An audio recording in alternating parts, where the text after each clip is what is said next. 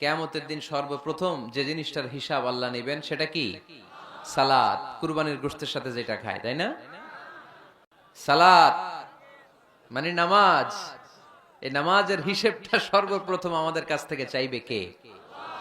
আপনার আমল নামার এই হিসেব যদি আপনার জন্য কিয়ামতের দিন সহজ হয়ে যায়, পুরো আমল নামাটারে সহজ করে দিবে কে?